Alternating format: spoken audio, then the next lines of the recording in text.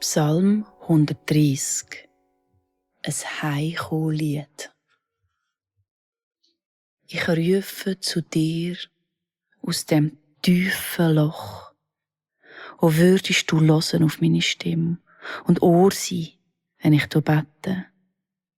Wer würde sich getrauen in deine Nähe, wenn du uns die Fehler würdest vorhaben?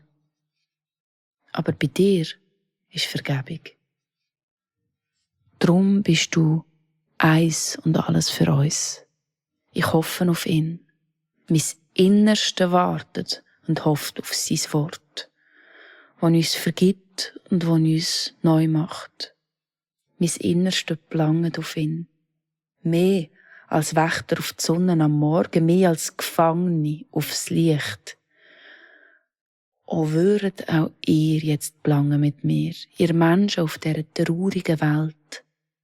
Bei ihm ist die Liebe und genug Vergebung für alle.